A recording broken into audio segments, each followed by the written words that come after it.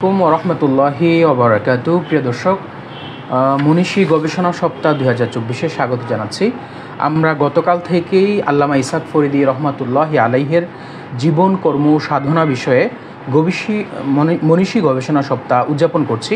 আমাদের এই মনীষী গবেষণা সপ্তাহটি অনলাইন কনফারেন্স, সাধারণ জ্ঞান প্রতিযোগিতা এবং লেখা প্রকাশের মাধ্যমে শুরু হয়েছে গতকাল থেকে। গতকাল আপনারা দেখছিলেন আমাদের অনলাইন কনফারেন্সের প্রথম পর্ব।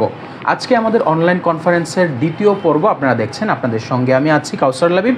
আমাদের সঙ্গে অতিথি হিসাবে আছেন বরেণ্য আলেমে দ্বীন আল্লামা আব্দুর রাজ্জাক আল হুসাইনি, শাইখুল হাদিস ও মুহতামিম সৌতুল হেরা মাদ্রাসা বাসাবো। এছাড়া আমাদের সঙ্গে সভাপতি হিসাবে উপস্থিত আছেন চৌধুরীপাড়া মাদ্রাসার নায়েবে মুহতামিম ও শাইখুল হাদিস মাওলানা খুরশিদ আলম কাসিমি হাফিজাহুল্লাহ। এছাড়া আমাদের সঙ্গে অতিথি হিসাবে যুক্ত আছেন নন্দিত লেখক মুহাদ্দিস এবং আল্লামা ইসহাক ফরিদী রহমতুল্লাহি আলাইহির মেয়ে জামাতা মাওলানা মোহাম্মদ জাইনুল আবিদিন হাফিজাহুল্লাহ। আমাদের সঙ্গে আছেন আওয়ার ইসলাম সম্পাদক মুফতি হুমায়ুন আইয়ুব। এছাড়া আমাদের সঙ্গে আরও যুক্ত আছেন আল্লামা ইসহাক ফরিদী রহমতুল্লাহি আলাইহির একমাত্র সাহেবজাদা এবং রাজধানীর জামিয়া মাহমুদিয়া মেরাদিয়ার শিক্ষক মাওলানা আবু সাইদ মোহাম্মদ সাইম। আমরা আমাদের অনুষ্ঠান শুরু করতে যাচ্ছি আমাদের আজকের সভাপতির বক্তব্যের মাধ্যমে। মাওলানা খুরশিদ আলম কাসিমি হাফিজাহুল্লাহর কাছে আমি চলে যাব। হযরত, আপনার কাছে আমার জানতে চাওয়া, আল্লামা ইসহাক ফরিদী রহমতুল্লাহি আলাইহির সরাসরি আপনি একজন ছাত্র। তিনি উস্তাজ হিসাবে ছাত্রদের মাঝে তুমুল জনপ্রিয় ছিলেন অথবা শ্রদ্ধাতুল্য ছিলেন।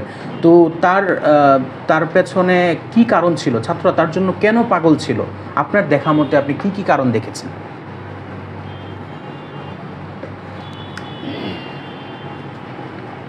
শুরু করছি আমি আল্লামা ইকবালের কবিতা দিয়ে। खुद नाते जो राह पर औरों को हादी बन गए, खुद नाते जो राह पर औरों को हादी बन गए, क्या वो नज़र थे जिसने मर्दों को मसीहा कर दिया। नहमदुहु व नुसल्ली अला रसूलिहिल करीम, अम्मा बाद। প্রিয় দর্শক শ্রোতা, দেশে এবং বিদেশে যারা আমাদেরকে দেখছেন, আমাদের কথা শুনছেন, আমাদের সঙ্গে লাইভে যুক্ত আছেন, আর ইসলামের পক্ষ থেকে আমার কাছে জানতে চাওয়া হয়েছে যে আমি একজন আল্লামা ইসহাক ফরিদী রহমতুল্লাহি আলাইহির সরাসরি ছাত্র। শুধু ছাত্রই নয়, আমি একজন একনিষ্ঠ খাদেম ছিলাম। 8টি বছর হুজুরের সঙ্গে ছিলাম এবং জানতে চাওয়া হয়েছে আল্লামা ইসহাক ফরিদী রহমতুল্লাহের প্রতি ছাত্রদের এত ভালোবাসা, এত পাগল পারা কেন? প্রথম প্রশ্নের জবাবে আমি বলতে চাই যে উনি আমার সরাসরি একজন উস্তাদ। আমি তার খাদেম, তিনি ছিলেন মাকদুম 8টি বছর। আমি একজন ছাত্র হিসাবে কাছে থেকে আমি আল্লামা ইসহাক ফরিদী রহমতুল্লাহ আলাইহিকে উস্তাদ হিসাবে আমি যেভাবে দেখেছি, বয়স্ত মুআল্লিমার ভূমিকায় হযরত ছিলেন আমাদের কাছে। একজন সফল এবং আদর্শ উস্তাদের মধ্যে যেসব গুণাবলী হতে পারে, সবগুলি গুণাবলী তার মধ্যে বিদ্যমান ছিল। এই বিশাল সিন্ধু থেকে কিঞ্চিত মাত্র আমি ইঙ্গিত দেব, আলোচনা করে শেষ করা যাবে না। একজন সফল উস্তাদ এবং আদর্শ উস্তাদের যে ওসওয়া যেটা, সেটা হচ্ছে একজন ছাত্রর প্রতি দরদ মাখা সোহাগ দিয়ে ছাত্রদেরকে আপনানো। আমি সচক্ষে দেখেছি আল্লামা ইসহাক ফরিদীর অদ্বিতীয় হয় না এক্ষেত্রে। উনি সকল ছাত্রের প্রতি, যার মধ্যে যে গুণটা ছিল, কোনো ভালো ছাত্র হলে তাকে পড়ালেখার প্রতি উদ্বুদ্ধ করে কাছে টানতেন। আবার অনেক ছাত্র ছিল দুষ্ট প্রকৃতির, কিন্তু তার মেধা ছিল ভালো এবং কর্মদক্ষতা ছিল ভালো, আল্লামা ইসাক ফরিদ রহমতুল্লাহ আলাই প্রায় সময় এই কথাটা বলে থাকতেন। ওনাকে অন্যরা প্রশ্ন করলে যে এই দুষ্ট ছেলেটাকে আপনি এত ভালোবাসেন কেন, তো আল্লামা ইসাক ফরিদ রহমতুল্লাহ আলাই জবাব দিতেন যে তোমরা তাকে দুষ্ট দেখো, হুজুরের পরিভাষা ছিল এটা যে তোমরা সাকি দেখো, আমি সাকির নিচে সাই দেখি। সাকি মানে হলো বদবখ্ত, আর সাই মানে হলো নেকবখ্ত, পুণ্যবান। তো আল্লামা ইকবালের কবিতায় আমি যেটা ইঙ্গিত করেছি, খুদ নাহতে জো রাহ পর আও রোকে হাদি বন গায়ে কিয়া ওয়া নজরতে জিসনে মর্দো কো মাসিহা কর দিয়া। হুজুর এর প্রত্যুত্তরে বলতেন যে তোমরা তো সাকি দেখো, আমি সাকির নিচে সাই দেখি। আমাদেরকেও বলতেন তোমার দ্বারা আল্লাহ ভিন্ন কাজ নেবে, কিন্তু তার দ্বারা যে কাজ নেবে তোমার দ্বারা আল্লাহ সেই কাজ নেওয়াবে না। তখন আমরা বুঝতাম, এবং বাস্তবও এটার প্রমাণ আমরা পরে পেয়েছি, যে সমস্ত ছেলেরা দুষ্টামি করেছে কিন্তু আল্লামা ইসাক ফরিদ রহমতুল্লাহ আলাই যারা পথহারা হয়ে গেছিল, কুমিল্লা কাসিমুল উলামার অনেকেই আছে, আমরা ইতিহাস শুনেছি, আমাদের চোখের দেখাও অনেকে দেখেছি, যারা পথ হারা হয়েছিল তাদেরকে পথে তুলে আনছেন, এরাই আবার অন্যদেরকে সঠিক পথের সন্ধান দিয়েছেন। আল্লামা ইকবাল এদিকেই ইঙ্গিত করেছেন। আল্লামা ইসাক ফরিদ রহমতুল্লাহ আলাই ছিলেন এমন একজন দরদি উস্তাদ ছাত্রদের জন্যে, যে সকল ছাত্রকে কিভাবে সঠিক পথে আনা যায় এই নিয়ে সবসময় ফিকির করতেন। এবং উনি ছিলেন একজন মুশফিক উস্তাদ, মায়াবী উস্তাদ, ছাত্রদের প্রতি সবসময় যেমন না একজনকে ভালোবাসতেন, সাহাবাই কারামের মতো আল্লাহ রাসূল সাল্লাল্লাহু আলাইহি ওয়াসাল্লাম যেমনিভাবে প্রত্যেক সাহাবী মনে করতেন যে আমাকেই আল্লাহ রাসূল সবচেয়ে বেশি ভালোবাসেন, তো আল্লামা ইসহাক ফরিদ রহমতুল্লাহর কাছে ছাত্ররা প্রত্যেকেই মনে করতেন যে আমাকেই হুজুর বেশি ভালোবাসেন। এই একটা গুণ হুজুরের মধ্যে ভিন্ন গুণ ছিল, যে প্রত্যেক ছাত্রই মনে করত যে আমাকেই হুজুর বেশি ভালোবাসেন। এবং হজরতের মধ্যে, আমাদের উস্তাদদের মধ্যে একটা গুণ ছিল, একবার কারোর সঙ্গে সাক্ষাৎ হলে দ্বিতীয়বার তার থেকে কেউ ছুটতে পারতেন না, সে ছাত্র হোক আর সাধারণ জনতাই হোক। আমি সেখানে আলহামদুলিল্লাহ আল্লাহ পাক রব্বুল আলামিন তৌফিক দিয়েছেন, হুজুরের জীবদ্দশায় খেদমত করেছি। ইন্তেকালের পরেও হুজুরের বর্ণনা, আমি একটা মানুষ যখন চলে যায় তখন তার ভালো মন্দটা ফুটে ওঠে। ইন্তেকালের পরেও আমি দেখেছি এবং শুনেছি যে হুজুর আল্লামা ইসহাক ফরিদ রহমতুল্লাহর মতো ভালো মানুষ আর হয় না। আমি বললাম আপনি কীভাবে বললেন? বলে আমার একদিন সাক্ষাৎ হয়েছিল, তো একদিন সাক্ষাতেই একটা লোক মনে হচ্ছে যে তার অনেক কাছের। ছাত্রদের প্রতিও এরকম, যেই ছাত্র একবার সাক্ষাৎ করতেন হুজুরের সঙ্গে, দ্বিতীয়বার ওই যে আপনারা শিরোনাম দিয়েছেন মাই তুঝি ভোলানিহি, দ্বিতীয়বার ওই ছাত্র আল্লামা ইসহাক ফরিদিকে কখনো ভুলতেন না। ছাত্র আল্লামা ইসহাক ফরিদির কাছে সংযুক্ত হয়ে থাকতেন সবসময়। দ্বিতীয় আরেকটা প্রশ্ন আপনি করেছেন, যে সেটা হচ্ছে যে ওনাকে এত ভালোবাসার কারণ কি? তো আমি যেটা বুঝি, ভালোবাসার কারণ হলো শ্রদ্ধা এবং ভালোবাসার চারটা কারণ উলামায়ে কেরাম বয়ান করেছেন। একটা হলো নাওয়াল, দ্বিতীয় নম্বর হলো কামাল, তৃতীয় নম্বর হলো কারাবাত, চতুর্থ নম্বর হলো জামাল।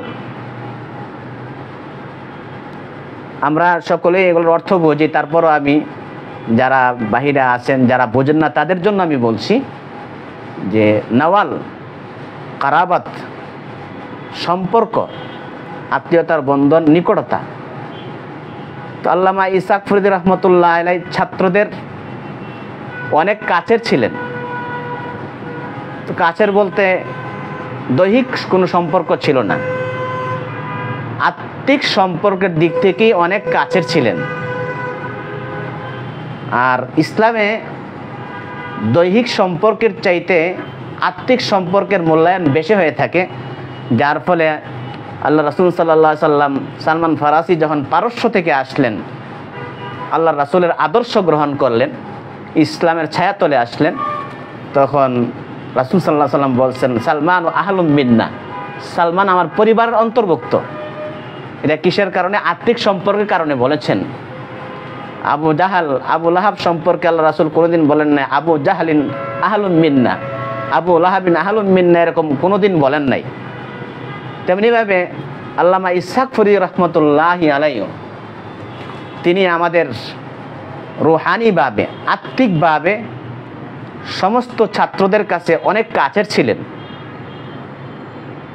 ছাত্রদেরকে অনেক আদর করতেন, সোহাগ দিতেন, যার ফলে সমস্ত ছাত্ররা তাকে অধিক ভালোবাসতেন। দ্বিতীয় আর একটা কারণ, জামাল, আমরা অনেকেই হুজুরকে দেখেছি, অনেকেই দেখি নাই। তো হুজুরের বাহ্যিক সৌন্দর্য যেটাই ছিল আলহামদুলিল্লাহ, বাহ্যিক সৌন্দর্য মানুষের আসল সৌন্দর্য নয়। প্যারা নবী সরকার আলম সাল্লাহ সাল্লাম বলেছেন, ইন্না মিন আহাব্বিকুম ইলাইয়া আহসানুকুম খুলুকান, তোমাদের মধ্যে সবচেয়ে আমার কাছে প্রিয় হলো ওই ব্যক্তি যে সবচেয়ে চরিত্রবান বেশ। তো আল্লামা ইসহাক ফরিদী রহমতুল্লাহ আলাইহিকে আমরা ছাত্ররা যারা দেখছি, ওনার আখলাক, এই চরিত্রের কারণেই ছাত্ররা অধিক বেঁচে থাকতেন। অনুরূপভাবে কামালের দিক যদি আলোচনা করা হয়, পূর্ণত্বের দিক, আল্লামা ইসহাক ফরিদী রহমতুল্লাহ সম্পর্কে সবাই জানেন। তিনি একজন লেখক ছিলেন, গবেষক ছিলেন, শাইখুল হাদিস ছিলেন, এরপরে বড় মুহাদ্দিস ছিলেন। এই কামালের দিকগুলোও যদি চিন্তা করা হয়, তাহলে ওই কামালের গুণের কারণেও আল্লামা ইসহাক ফরিদীকে বেশি ভালোবাসা দরকার। এই জন্য ছাত্ররা ওনাকে বেশি ভালোবাসতেন। অনেক অনেক শুক্রিয়া। আমরা চমৎকার কিছু কথা শুনছিলাম। আল্লামা ইসহাক ফরিদী রহমতুল্লাহি আলাইহিকে বলা হয় ছাত্র গড়ার কারিগর, এবং তার ছাত্ররাও তার জন্য প্রায় পাগলপাড়া। তার মৃত্যুর এত বছর পরে এসেও আমরা তার ছাত্রদের যেই ভালোবাসা দেখতে পাই, তা সত্যিই অতুলনীয়। প্রিয় দর্শক, আপনারা কে কোথা থেকে আমাদের সঙ্গে যুক্ত আছেন, দেখছেন আমাদেরকে, শুনছেন মনীষী সপ্তাহ, সেটা কিন্তু আমাদেরকে জানাতে পারেন আমাদের কমেন্ট সেকশনে। এছাড়া আপনি যদি আল্লামা ইসহাক ফরিদী রহমতুল্লাহি আলাইহির ছাত্র হয়ে থাকেন, কয়েক লাইনের মধ্যে আপনি সেই স্মৃতি কথাগুলো কমেন্টসে লিখতে পারেন, আমরা সেটি পড়ে শোনাবো। পাশাপাশি আপনারা যদি চান আমরা এরকম আল্লামা ইসহাক ফরিদী রহমতুল্লাহি আলাইহির মতো অন্য কোনো মনীষীকে নিয়ে গবেষণা সপ্তাহ করি, তাহলে সেটিও আমাদের কমেন্ট সেকশনে আপনারা প্রস্তাব করতে পারেন। আমরা দেখতে পাচ্ছি আমাদের সঙ্গে যুক্ত আছেন আইয়ুব আনসারি, তিনি আমাদেরকে দেখছেন ভোলা থেকে। তাছাড়া আমাদের সঙ্গে যুক্ত আছেন নুরুল ইসলাম নাজিফ, তিনি শেরপুর থেকে আমাদেরকে দেখছেন।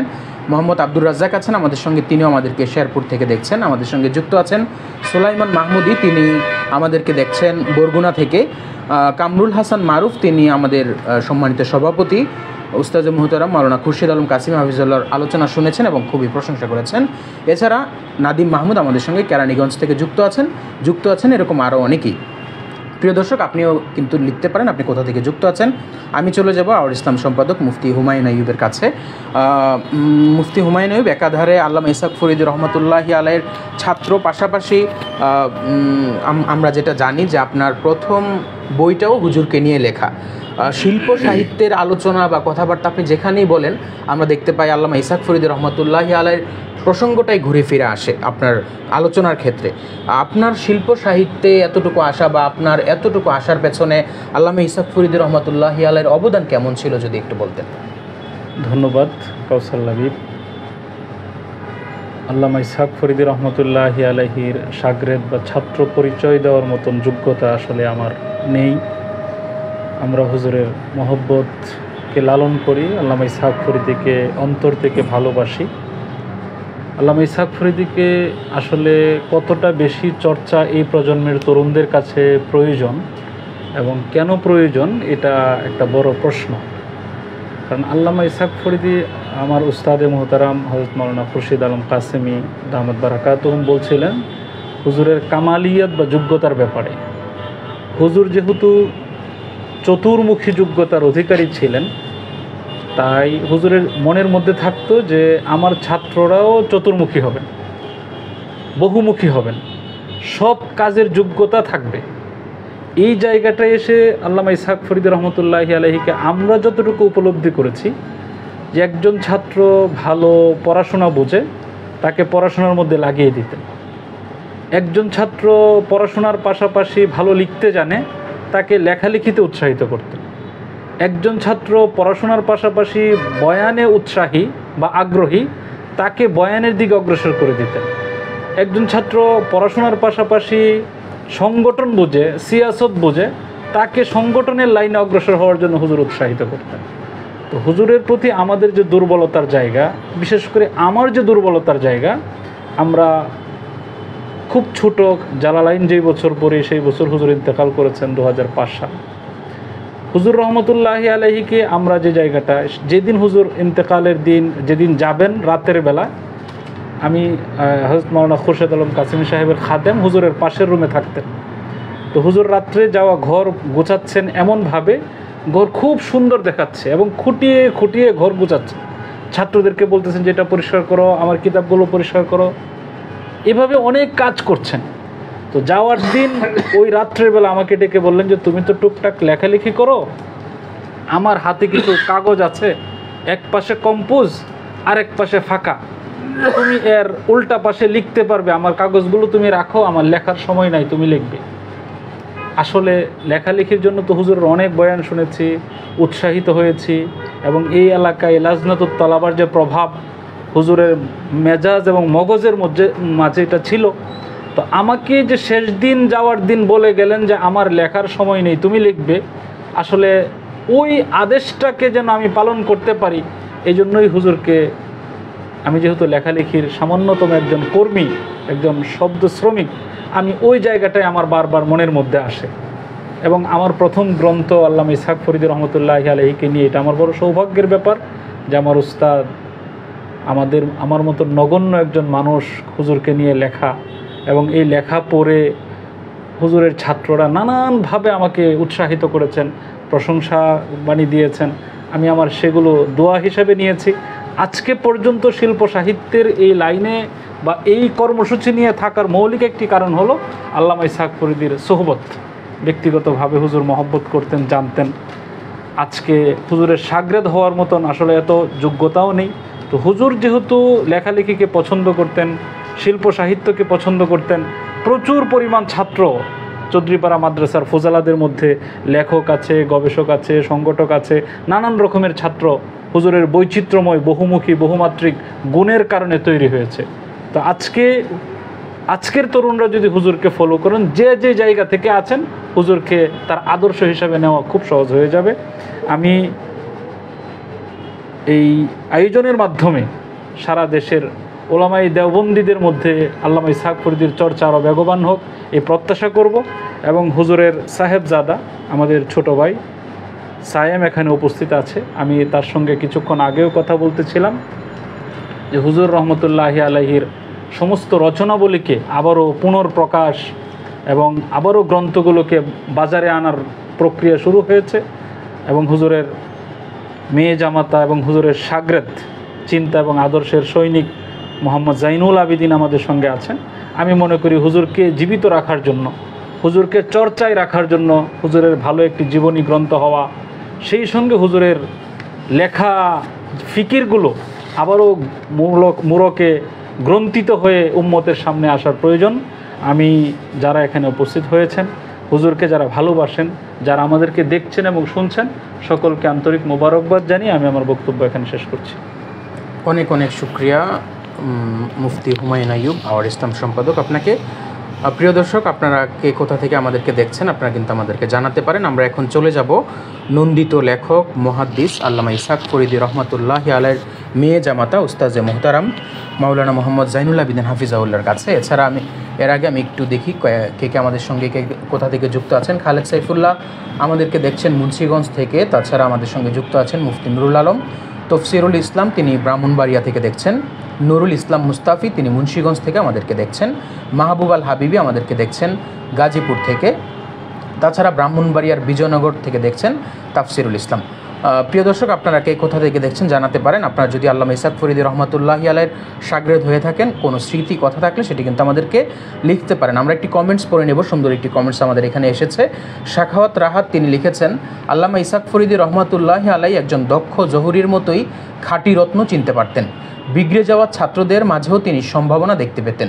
তিনি ছিলেন এমন এক পরশ পাথর যার ছোঁয়ায় বাতিলের খাতায় নাম উঠে যাওয়া ছাত্রটিও খাঁটি সোনায় পরিণত হতো। বর্তমান যুগে এই মহিরুহুর বড্ড প্রয়োজন ছিল।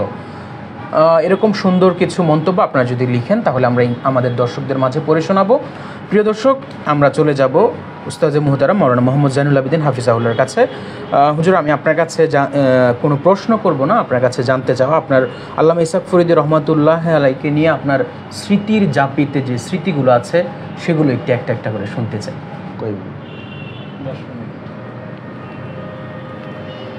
আলহামদুলিল্লাহ রব্বিল আলামিন ওয়াসসালাতু ওয়াসসালামু আলা আশরাফিল আমবিয়া ওয়া সাইয়্যিদিল মুরসালিন ওয়া আলা আলিহি ওয়া আসহাবিহি আজমাইন।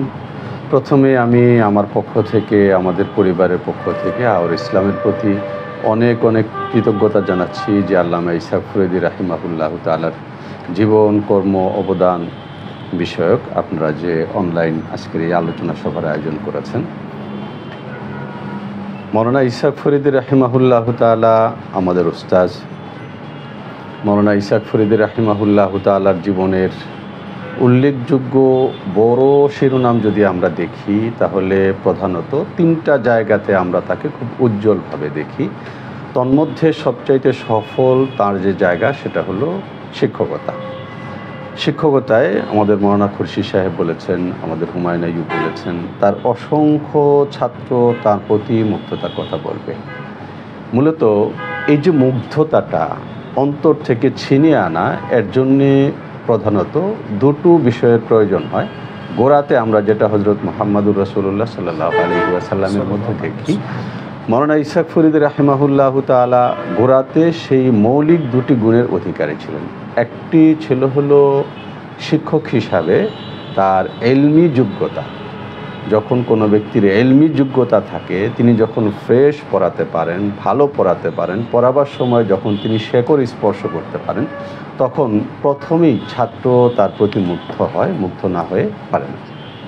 এটা তার মধ্যে এতটাই উজ্জ্বল ছিল যে তিনি তার সমকালীনদেরকে ছাড়িয়ে গিয়েছিলেন এই গুণে, যে স্পষ্ট শিক্ষকতায়।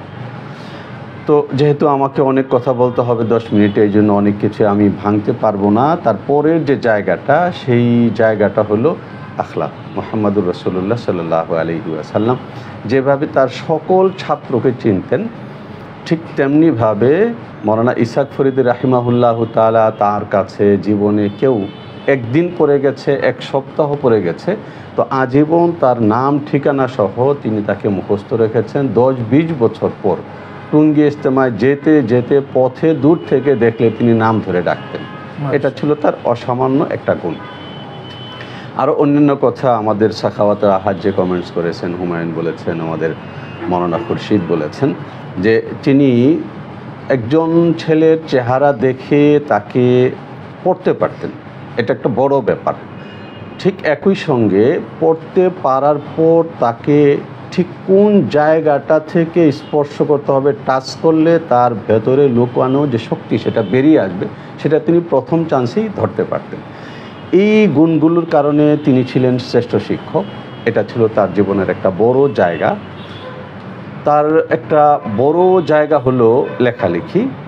সে বিষয়ে হয়তো সবাই আলোচনা করেছে, সেটা আলোচিত হওয়ার মতো একটা বিষয়। তার জন্ম হলো 1957 সালে। তিনি শাহাদাতের মৃত্যুবরণ করেছেন হলো 2005 সালে। 48 বছর তিনি হায়াত পেয়েছেন। 48 বছর তিনি হায়াত পেয়েছেন। এই 48 বছরের ক্ষুদ্র সময়ে তিনি তার একক প্রকাশিত গ্রন্থের সংখ্যা 25টির বেশি। আর ইসলামিক ফাউন্ডেশনে তিনি এলাউ সুনানের মতো, ফতোয়া আলমগীরের মতো, হেদায়ার মতো বড় বড় কিতাবের বিশাল বিশাল খণ্ডের অনুবাদ করেছেন।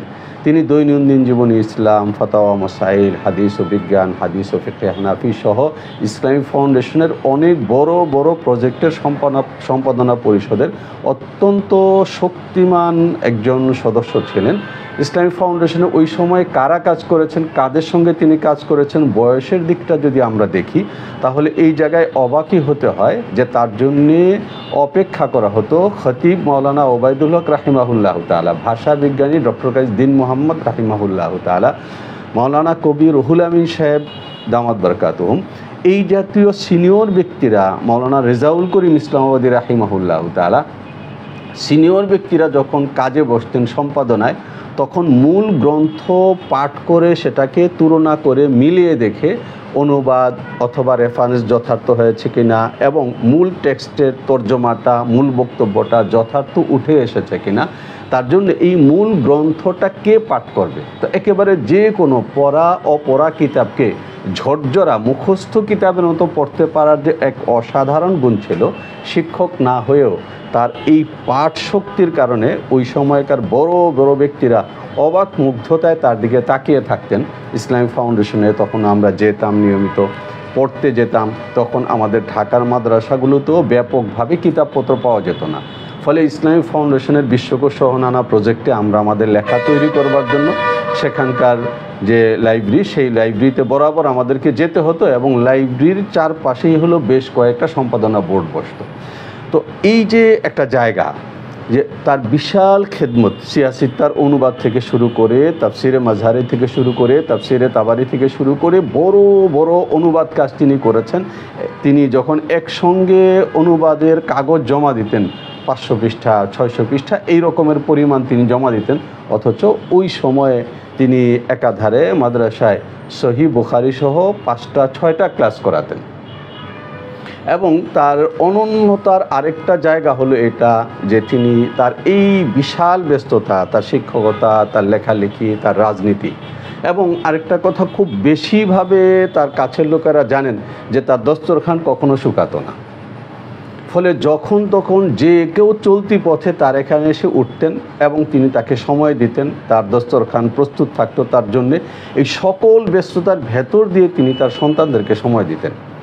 এই সব কিছু করবার পর তারপর তিনি যে পরিমাণে লিখেছেন, ইসলামিক ফাউন্ডেশনের ওই কাজগুলোকে যদি সামনে আসে তাহলে কাজের পরিমাণের বিচারেও অবাক না হয়ে পারা যায় না।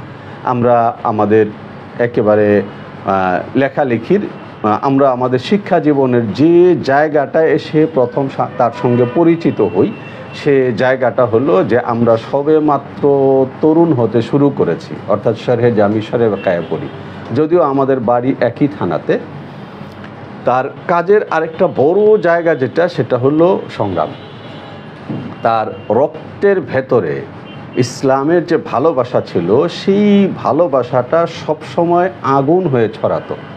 আমাদের উস্তাদ এবং এখনও জীবিত আছেন আমাদের বাংলাদেশের একেবারে প্রথম সারির দক্ষ, বিদগ্ধ, চিন্তক, চিন্তাশীল, শক্তিমান আলেম দিন মৌলানা রুহুল আমিন খান উজানবী। তিনি মৌলানা ইসহাক ফরিদী রাহিমাহুল্লাহ তাআলার উস্তাদ তুল্য ব্যক্তি। আমি ঠিক জানি না তার কাছে কোনো কিতাব পড়েছেন কিনা ফরিদাবাদে পড়বার সময়। তিনি আমাদেরকে একাধিকবার বলেছেন যে ইসহাক আমাদের ছাত্র, কিন্তু তাকে আমরা দেখি আগামী দিনের শামসুল হক ফরিদপুরি হিসাবে। এবং তাকে আগামী দিনের শামসুল হক ফরিদপুরি হিসাবে দেখি কী কারণে দেখি, হলো এই কারণে যে সে তার আত্মার ভেতরে যে জ্বলনটা, যে দহনটা, উম্মার প্রতি যে দরদ, যে পীড়াটা অনুভব করে, এটা হয়তো এক সময় মৌলানা শামসুল হক ফরিদপুরির মধ্যে ছিল। এবং এই যন্ত্রণাই এক সময় তাকে ছাত্র ঐক্যের ব্যানার নিয়ে দাঁড় করিয়েছে। এই জ্বলন এবং যন্ত্রণাটাই এক সময় লাজনাতুত তালাবা প্রতিষ্ঠায় তাকে উৎসাহিত করেছে। তারা ছিলেন 4 বন্ধু যারা প্রথম আমাদের কওমি মাদ্রাসার ছাত্রদের ভেতরে মুহাম্মাদুর রাসূলুল্লাহ সাল্লাল্লাহু আলাইহি ওয়াসাল্লামের যে অগ্নি প্রেরণা, যে যন্ত্রণাময় আবেগ, সে আবেগটাকে ছড়িয়ে দেওয়ার জন্য যে দাঁড়িয়েছিলেন মৌলানা ইসহাক ফরিদী রাহিমাহুল্লাহ তাআলা, মৌলানা আবুল ফাতা মোহাম্মদ ইয়াহিয়া রাহিমাহুল্লাহ তাআলা, মৌলানা আবু সুফিয়ান মোহাম্মদ জাকি রাহিমাহুল্লাহ তাআলা, তাদের সেই 4 বন্ধুর মধ্যে এখন একমাত্র জীবিত জন আছেন মৌলানা ডক্টর মুশতাক আহমদ দামাত বারাকাতুহু মুহাম্মদ ফিরোদহুম। তো এই যন্ত্রণাটা তার ভেতরে এমন ছিল যে আগামী দিনে যদি আমরা যোগ্য কর্মী তৈরি না করতে পারি, পবিত্র ইসলামকে আবেগের সঙ্গে, ভালোবাসার সঙ্গে নিজের মধ্যে ধারণ করা এবং একই সঙ্গে সেটা চারপাশে সমান গতিতে ছড়িয়ে দেয়া, তাহলে আগামী দিনে তো আমরা মুহাম্মাদুর রাসূলুল্লাহ সাল্লাল্লাহু আলাইহি ওয়াসাল্লামের রেখে যাওয়া জীবন আদর্শকে জীবনব্যাপী প্রতিষ্ঠা করতে পারবো না। এই একটা আবেগে লোক গঠন করা, লোক তৈরি করা, এই তৈরি করার যে যন্ত্রণাটা, তিনি সবসময় বলতেন যে মুহাম্মাদুর রাসূলুল্লাহ সাল্লাল্লাহু আলাইহি ওয়াসাল্লাম যেভাবে ওকাজ বাজারে গিয়ে দাঁড়াতেন এবং বলতেন মাই ইয়াহমিলুনি ইলা কওমিহি ফা ইন্না কুরাইশান কাদ মানাউনি আন উবাল্লিগা কালাম রাব্বি, ওই কথা উচ্চারণ যখন করতে থাকতেন তখন তার চেহারার দিকে তাকালে মনে হতো ঠিক এই আগুনটা তিনি এখন তার অন্তরের মধ্যে লালন করছেন। তিনি যখন বলতে থাকতেন যে হজরত মৌলানা ইলিয়াস রাহিমাহুল্লাহ তাআলা বলেছেন, জো দিন খুন সে আবিস্তা है उस दिन के लिए कम से कम पसीना तो गिराना चाहिए। তো তিনি যখন এই পসিনা তো গিরানা চাহিয়ে বলতেন তখন মনে হতো তার উচ্চারণের সঙ্গে পসিনা না, সত্যি সত্যি রক্তই ঝরে পড়ছে। এই যে ভালোবাসা, দিনের প্রতি ভালোবাসা, দিনের প্রতি দরদ, এবং এই ভালোবাসাটাকে চারদিকে ছড়িয়ে দেওয়ার জন্য কর্মী তৈরি করা, মূলত এই জায়গাটা থেকেই হলো আরও অসংখ্য তরুণের মতো এক সময় আমরাও পরিচিত হয়েছি। আমারটা একটু হয়তো ভিন্ন রকম, আমার কাছের বন্ধুরা জানেন যে এই জায়গাটায় আমি ভিন্ন সৌভাগ্যের মানুষ। তিনি আমাকে অনেক তালাশ করে উদ্ধার করেছেন এই কারণে যে তিনি যখন জানতে পেরেছেন তার থানায় একটা ছেলে আছে ফরিদাবাদে পড়াশোনা করে এবং সেখানকার আসাতেজায়ে কেরাম তাকে ভালো বলে, তখন তিনি আমাকে উদ্ধার করবার জন্য বহুবার ছাত্র পাঠিয়েছে। তার মধ্যে মামুন এখনও জীবিত আছে, মামুন কয়েকবার গিয়ে সে ফিরে এসেছে। আমি ক্লাস থেকে ক্লাসে চলে যাচ্ছি, আমাকে সে খুঁজে পাচ্ছে না। অবশেষে সাক্ষাৎ হয়েছে, কথাবার্তা হয়েছে। যখন দেখেছেন যে আমাদের ভেতরে পড়ার প্রেরণা আছে, আমাদের ভেতরেও কাজের প্রেরণা আছে, তখন ওই পড়া এবং কাজ সেই জায়গাটার কারণে আর 10 জন ছাত্রকে যেভাবে কাছে নিয়েছেন এবং নিজের জন্য, নিজের স্বপ্নের জন্য, ভবিষ্যতের জন্য যেমন একটা ঠিকানা মনে করেছেন, ঠিক ওইভাবে আমাদেরকে তুলে এনেছেন। অবশেষে আরও অনেক ঘনিষ্ঠ হয়েছি। তার কর্ম, তার চিন্তা, তার আদর্শ আমরা মনে করি যে এই সময়ে একটা জীবন্ত প্রতিষ্ঠানের মতো। তার ছাত্ররা তাকে যেভাবে পেয়েছেন, আর ইসলামের প্রতি আমি আবারও কৃতজ্ঞতা জ্ঞাপন করছি যে এর ভেতর দিয়ে তার নাম আবার নতুন করে তাজা হলো।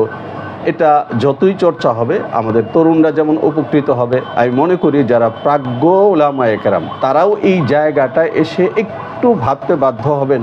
মাত্র 48 বছর বয়সে একজন আলেমে দিন এই চৌধুরীপাড়া মাদ্রাসা, যেটা ঠিক এইভাবে এলমি অঙ্গনে আলোচিত ছিল না, একক মাওলানা ইসহাক ফরিদী রাহিমাহুল্লাহ তাআলার সাধনায় সেটা ঢাকার একটি আলোচিত মাদ্রাসায় উন্নীত হয়। এবং তিনি লেখালেখিতে যে অবদান রেখে গেছেন এই সময়ের বিচারে, সেটা তার লেখার শক্তি, লেখার সারল্য এবং লেখার বিষয়, সব বিষয় বিচারে যেমন একটা চোখ বড় করে তোলবার মতো ব্যাপার, ঠিক একই সঙ্গে রাজনৈতিক অঙ্গনে তিনি জমিয়তের প্ল্যাটফর্মে কাজ করেছেন। ছাত্র ঐক্য, লাজনা হয়ে জমিয়ত পর্যন্ত জাতীয় নেতার আসনে তিনি যাদের সঙ্গে কাজ করেছেন, মৌলানা শামসুল হক ফরিদপুরি, মৌলানা শামসুদ্দিন কাসিমি, আমি ভুল বলেছি, মৌলানা শামসুদ্দিন কাসিমি রাহিমাহুল্লাহ তাআলা, মৌলানা নূর হোসেন কাসিমি রাহিমাহুল্লাহ তাআলা তখনও রাজনৈতিক নেতা হিসাবে ওই রকমের সিনিয়র না। খতিব উবাইদুল হক রাহিমাহুল্লাহ তাআলা, মৌলানা মুহিউদ্দিন খান রাহিমাহুল্লাহ তাআলা, আমি দেখেছি মৌলানা মুহিউদ্দিন খান রাহিমাহুল্লাহ তাআলা রাজনৈতিক অনুষ্ঠান শেষে যখন খেতে বসেছেন তো সুন্দর প্লেটটা তাকে দেওয়ার পরে তিনি মৌলানা ইসহাক ফরিদী রাহিমাহুল্লাহ তাআলার সামনে দিয়েছেন এবং বলেছেন এই প্লেটটা আপনি খান, আমি খুশি হব। অথচ তিনি ছাত্র তুল্য। তো এই যে তার ব্যক্তিত্ব এবং তার যে এই অল্প সময়ের ভিতর যে কর্ম, ব্যক্তি এবং একই সঙ্গে গ্রহণযোগ্যতা, আমি মনে করি যে এখান থেকে সকলের জন্যই কিছু না কিছু পাথর কুড়িয়ে নেওয়ার জায়গা আছে। যারা দূরের এবং কাছের আমাদের কথা শুনছেন সকলের প্রতি আবারও কৃতজ্ঞতা। আসসালামু আলাইকুম। আজকের এই অনুষ্ঠানের সঞ্চালক কাউসার লাবিব, আমি অতিথি আলোচক। আপনার কাছে একটা প্রশ্ন, আপনি হুজুর রহমতুল্লাহি আলাইহির জামাতা হিসেবে স্বাচ্ছন্দ্য বোধ করেন নাকি ছাত্র হিসেবে পরিচিতিতে স্বাচ্ছন্দ্য বোধ করেন? আমার মনে হয় এখানে কোনোটাই কম না, যেহেতু আমার পাশে সায়েম আছে, ছোট ভাই, সে তারপরে এমন সাখাওয়াত যে কমেন্টস করেছে আমার পঞ্চম ভাইরা, তো সবাই যেভাবে জানে সেটা পারিবারিকভাবে আমি অনেক সৌভাগ্যবান জামাতা, অনেক আদরের, অনেক পছন্দের। এই কারণে এটা আমি মানে ছোট করতে পারবো না, এটাকে আমি মানে বলতে পারবো না এটা ছেড়ে দিয়ে আমি ওটা নিতে পারবো। ঠিক একই সঙ্গে ছাত্র হিসাবে আমার ক্লাসের বন্ধুরা অনেকে জীবিত আছেন। আমরা বাড়িধারায় মৌলানা ইসহাক ফরিদী রাহিমাহুল্লাহ তাআলার কাছে পড়েছি, তো সেখানটাতেও আমার সম্পর্কের জায়গা, তার কাছে আমি প্রিয় হওয়ার যে জায়গাটা আছে, আমি এখানে কোনোটাকে কম নম্বর দিতে পারবো না। আমরা একটা ছোট্ট স্মৃতি আছে আপনার লেখালেখি নিয়ে। চৌধুরীপাড়া মাদ্রাসার দ্বিতীয় তলায়। প্রায় সময় আল্লামা ইসহাক ফরিদী রহমতুল্লাহ আলাইহি বলতেন যে আমি মৌলানা জাইনুল আবেদিনকে বলেছি যে ফরিদ সবুজুর দামাত বারাকাতুহুর রেফারেন্সে বলতেন যে ইসহাক তোর লেখার চেয়ে জাইনুলের লেখা ভালো, এবং হুজুর সেটা নিজে বয়ান করতেন। তো আজকে এসে আমরা আসলে ইসহাক ফরিদী রহমতুল্লাহ আলাইহির পরিবারের কাছে আমরা দুইটা জিনিসের প্রত্যাশা আমি বলেছি, আবারও আপনাকে অবগতির জন্য বলছি। হুজুরের একটি জীবনী গ্রন্থ সুন্দরভাবে হওয়া প্রয়োজন, এবং হুজুরের রচনাগুলো আবারও উম্মতের সামনে আসা প্রয়োজন। এই ব্যাপারে আপনারা, বিশেষ করে সায়েম আছে, সায়েমেরও লেখালেখি এখন বাজারে আসছে আলহামদুলিল্লাহ। 2টি বই ইতিমধ্যে আমরা দেখেছি। সায়েমের আমাদের হাতেও 2টা বই আছে এবং প্রকাশনীয় দাঁড়াচ্ছে, এবং মেশক নামে আপনারও প্রকাশনী আছে। আমরা এই প্রত্যাশাটুকু একটু বাড়তি প্রত্যাশা কিনা নাকি স্বাভাবিক প্রত্যাশা, এটা একটু জানতে চাই। খুব স্বাভাবিক প্রত্যাশা। আবু সাইদ মোহাম্মদ সায়েম, চমৎকার 2টি বই এখানে এসছে সায়েমের এরই মধ্যে, এবং প্রকাশনার নামও খুব চমৎকার, সেটা হলো মোম প্রকাশ। তো এই প্রকাশনা নিয়ে সায়েম আসবার একটা বড় টার্গেট এটাও যে সায়েম চাচ্ছে তার বাবার বইগুলো সে নিজে আগামী দিনে ইনশাল্লাহ প্রকাশ করবে। আর জীবনীর বিষয় যেটা বলেছেন সেটা হলো পারিবারিকভাবে আমাদের প্রস্তুতি চলছে, এবং ডাটা কালেকশনের জন্য আমি কয়েকজনের সঙ্গে কথা বলেছি। তো ইনশাল্লাহ আমরা আশা করছি যে এই বছর আমরা এই কাজটা সম্পন্ন করতে চাই। যারা শুনছেন দেখছেন, আমি সকলের কাছে এই বিষয়ে দোয়া চাইব, এবং কারো কাছে যদি বিরল কোনো স্মৃতি, কোনো তার জীবনী কেন্দ্রিক কোনো দলিল প্রমাণ থাকে তাহলে সেই বিষয়ে আমাদেরকে জানালে আমরা উপকৃত হব এবং আমরা সেটাকে সংগ্রহ করার চেষ্টা করব। অনেক অনেক শুক্রিয়া উস্তাজে মোহতারাম মাওলানা মোহাম্মদ জাইনুল আবেদিন হাফিজাহুল্লাহকে। চমৎকারভাবে আমরা বেশ কিছু স্মৃতি কথা শুনছিলাম। আমরা চলে যাব এখন আলোচনায়, অন্য কোনো আলোচনায়। আমাদের সঙ্গে যুক্ত হবেন রাজধানী ঢাকার রেলওয়ে মাহমুদিয়া মাদ্রাসার প্রিন্সিপাল মাওলানা সুলতান আহমদ জাফরি হাফিজাহুল্লাহ। আমরা তার আলোচনা শুনবো। এর আগে আমরা একটু দেখে নিই আমাদের সঙ্গে কে কোথা থেকে যুক্ত আছে। আমাদের সঙ্গে যুক্ত আছেন মহিউদ্দিন হৃদয়, তিনি যুক্ত আছেন। এছাড়া যাত্রাবাড়ি থেকে যুক্ত আছেন আবিদ হাসান।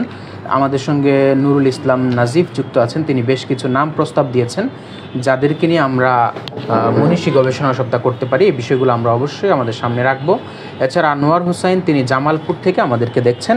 তিনি লিখেছেন মাওলানা সাইম সাহেব তার সাথী। এছাড়া আমাদের সঙ্গে যুক্ত আছেন মুফতি হাবিবুল্লাহ ওসমানী, তিনি দেবগ্রাম ব্রাহ্মণবাড়িয়া আখাউড়া থেকে দেখছেন।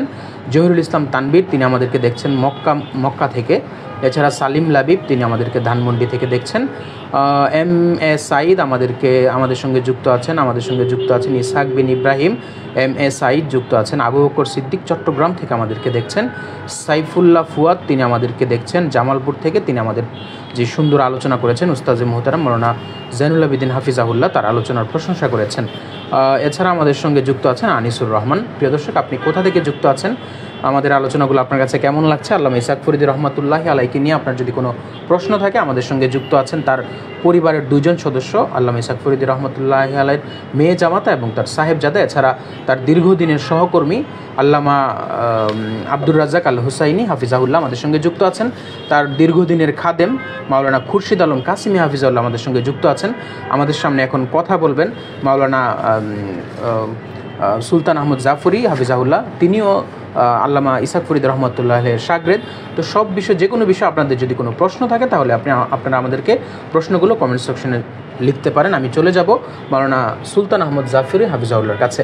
আপনার কাছে জানতে চাওয়া, আল্লামা ইসহাক ফরিদী রহমতুল্লাহি আলাইহির সম্ভবত প্রথম কর্মস্থল আপনাদের কুমিল্লায়, এবং আপনার বাবার সঙ্গেও হুজুরের ভালো একটা সম্পর্ক ছিল, জানাশোনা ছিল।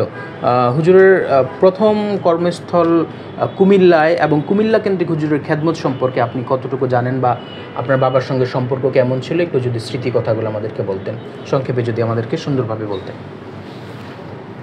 আহমাদু ওয়া নুসাল্লি আলা রাসূলিল কারীম। আল্লামা ইসহাক ফরিদী রহমতুল্লাহি আলাইহি তিনি যখন ফারেক হয়েছেন মালিবাগ থেকে, ফারেকের পরেই প্রথম কর্মস্থল ওনার কুমিল্লা কাসমুল মাদ্রাসায় ওনার উস্তাদরা নির্ধারণ করেছেন। তো উনি যাওয়ার সময় শর্ত দিয়েছেন যে আমি একা যাব না, আমার সাথে আরও কিছু সাথী দিতে হবে। এটা হয়তো আপনারা গতকালকে শুনেছেন। জি জি। আমাদের উস্তাদ মুহতারাম আসাদ আল হুসাইনি দামাত বারাকাতুম থেকে। তো উনি প্রথমে কাসিম মাদ্রাসা যখন যান তখন ওখানের অবস্থা এমন ছিল কুমিল্লা শহরের, যে শহরের মধ্যে 2টে কওমি মাদ্রাসা ছিল, আর বাকি পুরা শহরটাই 27টা ওয়ার্ড নিয়ে শহরটা গঠিত। তো পুরাটা শহরে মানে হিন্দু অধ্যুষিত এরিয়া অনেকটা, আর বাকি মুসলমানদের যে এলাকাটা সেটা বেদাত কুসংস্কারে আচ্ছন্ন ছিল। তো 2টে মাদ্রাসা, একটা রানীর বাজার মাদ্রাসা আর একটা হলো কাসিমুল মাদ্রাসা। তো রানীর বাজার মাদ্রাসা যেহেতু প্রতিষ্ঠাতা মোহতামিম আমার আব্বা জান রহমতুল্লাহ আলাইহি ছিলেন, এবং তিনি ছিলেন জমিয়ত উলামা ইসলামের ওই সময় কুমিল্লা জেলার সভাপতি। হুজুরা যখন যান তো ওনারা 4 জন, মাওলানা এনাম সাহেব দামাত বারাকাতুম কাসিমুল মাদ্রাসার প্রতিষ্ঠাতা যিনি, আর সোহেবজাদা, ডক্টর মুশতাক সাহেব, আসাদ সাহেব হুজুর আর ইসাক ফরিদ রহমতুল্লাহ আলাইহি, ওনারা 4 জন একসাথে কাসিমুল মাদ্রাসা গেলেন। যেহেতু আমার ওলেদ সাহেব রহমতুল্লাহ আলাইহি ওই মাদ্রাসা না, তারপরও যেহেতু উনি জমিয়ত উলামা ইসলামের সভাপতি, সেই হিসাবে ওনারা নিয়মিতই সকালবেলা ওলেদ সাহেব রহমতুল্লাহর কাছে চলে আসতেন। ওলেদ সাহেব রহমতুল্লাহ যখন ওইদিকে হাঁটতে যেতেন ওনাদের কাছেই যেতেন, যেহেতু ওনারা একই মেজাজের বা একই চিন্তা লালন করতেন হযরত মদিনা রহমতুল্লাহ আলাইহির চিন্তা চেতনার বাহক হিসাবে। তো সেই হিসাবে সেই শুরুর বছর যখন উনি কাসিমুল মাদ্রাসায় গিয়েছেন তখন থেকেই আমাদের সাথে একটা হুজুরের পারিবারিক সম্পর্কের মতো আমার ওলেদ সাহেব রহমতুল্লাহ আলাইহির মাধ্যমে। এরপর হুজুর ওখানে যে মানে কাজটা ছিল, মাত্র 4 বছর সম্ভবত হুজুর ওখানে কাজ করে। আমরা ওই সময় ছোটো ছিলাম, তো আমরা দেখেছি ওই সময় কুমিল্লা শহরের কিছু ছাত্রকে হুজুরের বাড়ির থেকে যাইয়া নিয়ে আসছেন, কিছু 2-1 জন হয়তো এইভাবে আসছেন ওখানে, আর কিছুকে যাইয়া নিয়ে আসছেন। এদের মধ্যে বিশেষভাবে উল্লেখ করার মতো মাওলানা ওবায়দুল্লাহ সাহেব রহমতুল্লাহ আলাইহি, তিনিও দুনিয়া থেকে চলে গেছেন, মাওলানা মুশাররফ সাহেব, মাওলানা শাহজালাল সাহেব, এমনিভাবে হাফেজ মনির সাহেব, মাওলানা আব্দুল কুদ্দুস সাহেব, হাফেজ সরোয়ার সাহেব, মাসুদ সাহেব, এমনিভাবে যারা শহরের আরও অনেকে আছে যাদের একটু শহরের বাইরে, যেমন মাওলানা আশরাফুদ্দিন সাহেব রহমতুল্লাহ সাহেবজাদা, জোবার আহমদ আশরাফ, জাফর আহমদ আশরাফ, এমনি মাওলানা মামুন সাহেব সহ আর অনেকেই। তাদের মধ্যে মাওলানা ইকরাম সাহেব, তাদের মধ্যে কয়েকজন তো খুব দুষ্ট প্রকৃতি ছিল, যেটা এখনও কাসিমুল মাদ্রাসার মধ্যে আলোচনা হয় যে ওই সময় এমন দুষ্ট ছাত্র ছিল। তো আপনারা বারবার এটা শুনছেন যে হুজুর এটাই হুজুরের অন্যতম বৈশিষ্ট্য ছিল যে হুজুরে যে দুষ্ট ছেলেগুলো যাদের দ্বারা অন্য উস্তাদ যাদেরকে বিদায় করে দিতেন, হুজুরে তাদেরকে রাখতেন। কোনো সময় একান্ত কোনো কারণে যদি না পারতেন তাহলে হুজুরে কি বলতেন যে হাসপাতালে যেমন এক ডাক্তারের কাছে রুগী ভালো না হলে ওই ডাক্তার পরে আরেক জায়গায় রেফার করে, হুজুর ওই ছাত্রগুলোকে যদি কোনো কারণে একান্তই রাখতে না পারতেন বা বিদায় করতে হতো, তো হুজুর নিজে নিয়ে নিজের পৃষ্ঠপোষকতায় অন্য মাদ্রাসায় ভর্তি করে তার খোঁজখবর রাখতেন। যার ফলে এটা হয়েছে যে এই ছাত্রগুলো যারা কঠিন দুষ্ট ছিল, শহরের ছাত্র ছিল, আমি যাদের নাম বললাম এদের মধ্যে কয়েকজনই অনেক বড় বড় হয়ে মাদ্রাসা আসছে। কোরআন শরীফ পড়াও তাদের শুদ্ধ ছিল না, কিন্তু হুজুর ছিলেন উপরের ওস্তাদ, তিরমিজি শরীফ পড়াতেন। বর্তমান কাসিমুল মাদ্রাসার যিনি কারগুজারি মুহতামিম, তিনিও হুজুরের তিরমিজির ছাত্র। যিনি রানীবাজার মাদ্রাসার মুহতামিম, তিনিও হুজুরের তিরমিজি শরীফের ছাত্র। এটা হলো বড় আশ্চর্যের বিষয়। কুমিল্লা শহরের 2টাই বড় মাদ্রাসা, 2 মাদ্রাসার আপনার সবচেয়ে গুরুত্বপূর্ণ দায়িত্বে কাসিমুল মাদ্রাসা যিনি আছেন মোহতামিম সাহেব হুজুর, প্রায় 90 বছর বয়স্ক হুজুরে সব দায়িত্বে ওনার উপর দিয়ে দিচ্ছেন। মানে আব্দুল কুদ্দুস সাহেব হুজুর, হুজুরে নিজে আমার থেকে আল্লামা ইসাক ফরিদ রহমতুল্লাহ আলাইহির তিরমিজির সনদটা আমার থেকে উনি সংগ্রহ করছেন আজ থেকে কয়েক বছর আগে। হুজুর এই সনদটা আমাকে দেন, আমার এটা লাগে মাঝে মধ্যে। তো এমনিভাবে রানীবাজার মাদ্রাসার যিনি মুহতামিম, তিনিও হযরত ইসাক ফরিদ রহমতুল্লাহ আলাইহির তিরমিজি শরীফের ছাত্র আজ থেকে সেই 80-র দশকে যখন হুজুর গিয়েছেন তখন। কিন্তু হুজুরের যেই বৈশিষ্ট্যটা আমি এখানে আলোচনা করতে চাচ্ছি সেটা হলো হুজুর এত বড় ওস্তাদ ওখানের, কিন্তু এই ছেলেগুলো নিচের দিকে পড়তো। আমি যাদের নাম বললাম হয়তো কেউ মুক্তবে পড়তেন, কেউ হিফজখানা পড়তেন। হুজুরে যেহেতু এরা শহরের ছেলে ছিল, দুষ্ট ছেলে ছিল, এই জন্য হুজুরে তাদের প্রতি একটা আলাদা নজর দিয়ে আলাদাভাবে মেহনত করে এদের পিছনে ওখানে পুরা সময়টায় হুজুর তাদেরকে ব্যয় করেছেন। এবং মাশাআল্লাহ ওনারা আজকে সকলে এক একটা প্রতিষ্ঠান, আজকে আজকে কুমিল্লা শহরে অনেকগুলো প্রাইভেট প্রতিষ্ঠান, অনেকগুলো মাওলানা শাহজালাল সাহেবকে হুজুরের প্রেরণাতেই, হুজুরের উৎসাহে বিশাল নিজস্ব জায়গা শহরে ঢুকতেই একেবারে আপনার হয়তো অনেকেই ওনার মাদ্রাসায় গিয়েছেন, আসাদ মাদানী রহমতুল্লাহ আলাইহি হুজুর নিজে কয়েকবার নিয়ে গেছেন ওই মাদ্রাসায়। ওইটা সহ শহরে এখন 100-এর উপরে প্রাইভেট এবং এরকম আমাদের অনেকগুলো মাদ্রাসা। বিশেষভাবে আমি তো বলবো এটা বাংলাদেশের জন্য একটা মডেল, যে হুজুরের ছাত্র মাওলানা ওবায়দুল্লাহ সাহেব রহমতুল্লাহ আলাইহি, যিনি পাকিস্তানে হুজুরের পরামর্শে গিয়েছিলেন, ওখান থেকে উনি ইকরার যে নিজামটা, ওইটা মৌলিকভাবে বাংলাদেশের সর্বপ্রথম মাওলানা ওবায়দুল্লাহ সাহেব রহমতুল্লাহ আনার পরে এখানে মাওলানা ফরিদ সাহেব হুজুর সাথে এখানে শুরু করেছেন। এরপর উনি নিজ শহরে গিয়ে প্রথম ওনার বন্ধু মাওলানা ফরিদ সাহেব, আমাদের কুমিল্লার মাওলানা মাসুদ সাহেব হুজুরের ছাত্র, মাওলানা জিলানী সাহেব, ওনাদেরকে নিয়ে শুরু করেন। পরবর্তী সময়ে ওই ইকরাটাই পরবর্তীতে আবার ওনারা নিজেরা শহরের বিভিন্ন পয়েন্টে আরও 4টে ইকরা করেন। একটা ইকরা ক্যাডেট, প্রথমটা ছিল ইকরা রওজাতুল আতফাল, এরপরে একটা ইকরা ক্যাডেট হয়, তারপর ইকরা ইসলামিক স্কুল মাদ্রাসা, আরেকটা হয় বাংলাদেশ ইকরা। মাসুদ ভাই একটা করেন, ফরিদ সাহেব একটা করেন, জিলানী সাহেব একটা করেন, ওবায়দ সাহেব ওইটাতে থেকে যান। এখন প্রত্যেকটার মধ্যেই 1000-এর উপরে ছাত্র, যেগুলো সব শহরের, যে স্টুডেন্টগুলো সব জিলা স্কুলের, তারপরে যেত অথবা আপনার কুমিল্লা মডার্ন স্কুল ছিল আমাদের জিলা স্কুলের পরে, ওখানের ছেলেপেলেরা, আচ্ছা এই ছাত্রগুলো ওখানে 5 পর্যন্ত বাংলা অঙ্ক পড়াশোনা করে রানীবাজার বা কাশিম চলে আসে। আমি মনে করি এই যে কুমিল্লা শহরে আজকে বেদাতিদের এখন আর তেমন কোনো দেখাই যায় না। কুমিল্লা শহরে এই অল্প কিছু হয়তো থাকতে পারে, কিন্তু আলহামদুলিল্লাহ একেবারে চকবাজার থেকে নিয়ে যে 27টা ওয়ার্ড নিয়ে কুমিল্লা মহানগর, যেটা একসময় কুমিল্লা পৌর শহর ছিল হুজুর আমলে, এটা এখন মহানগর। এই পুরা ওয়ার্ডে এমন কোনো গলি নেই যেখানে এক একটা মাদ্রাসা নেই। তা আমার বিশ্বাস যেটা, যে মাওলানা মুজাফফর সাহেব রহমতুল্লাহ রানীবাজার মাদ্রাসার, কাসিম মাদ্রাসা মাওলানা জাফর সাহেব রহমতুল্লাহ আলাইহি, এই দুজনের পরে ইসহাক ফরিদ রহমতুল্লাহ যে মেহনতটা, এই মেহনতটা এমনভাবে যোগ হয়েছে ওখানে যে আজকে আলহামদুলিল্লাহ সারা মহানগরে বেদাত, কুসংস্কার, এমনিভাবে ওখানে আরও অনেকগুলো বিষয় ছিল। হিন্দুত্ববাদ একটা সময় অনেক ছিল, যে পুরাটা এলাকায় হিন্দুদের নামে, ঠাকুরপাড়া, গোবিন্দপুর, এখন এই নামগুলো আছে, কিন্তু আপনার এখন অনেক ডেভেলপ হয়েছে। এর মধ্যে হুজুরের বিশাল অবদান এখানে আছে। অনেক অনেক শুক্রিয়া, চমৎকার কিছু কথা শুনছিলাম। আমরা চলে যাব আল্লামা ইসহাক ফরিদী রহমতুল্লাহি আলাইহির দীর্ঘ সময়ের বন্ধু এবং সহকর্মী, রাজধানী ঢাকার সৌতুল হেরা মাদ্রাসার মুহতামিম এবং শাইখুল হাদিস আল্লামা মুফতি আব্দুর রাজ্জাক আল হুসাইনি হাফিজাউল্লাহর কাছে। আমরা শুনছিলাম আল্লামা ইসহাক ফরিদী রহমতুল্লাহি আলাইহির প্রথম কর্মস্থল কুমিল্লায় হুজুর কীভাবে কাজ করেছেন এবং সেখানে আমরা কেমন দিনী আলো এখন দেখতে পাচ্ছি। আমি চলে যাব আল্লামা মুফতি আব্দুর রাজ্জাক আল হুসাইনি হাফিজাউল্লাহর কাছে। হুজুর, আপনার কাছে আমার জানতে চাওয়া, আপনি আল্লামা ইসহাক ফরিদী রহমতুল্লাহি আলাইহির দীর্ঘ সময়ের বন্ধু এবং সহকর্মী, তাকে বলা হয় ছাত্র গড়ার কারিগর, তার ব্যাপারে আপনার মূল্যায়ন কি? আপনি কেমন দেখেছেন সহকর্মী এবং বন্ধু হিসাবে? আলহামদুলিল্লাহ রাব্বিল আলামিন, ওয়াসসালাতু ওয়াসসালামু আলা সাইয়্যিদিল আমবিয়া ওয়াল মুরসালিন। আল্লাহ তাআলার অনেক অনেক মেহেরবানি, তিনি আজকে আমাদের একটি অত্যন্ত গুরুত্বপূর্ণ বিষয়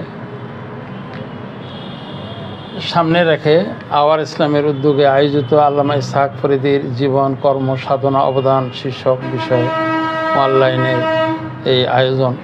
এই জন্য প্রথমে আমি আল্লাহর শুকর আদায় করি এবং হুমায়ুন আইয়ুব সাহেবের নেতৃত্বে আয়োজন, তাকে এবং তার সহকর্মীদেরকে আমি অন্তরের অন্তঃস্থল থেকে মোবারকবাদ জানাই।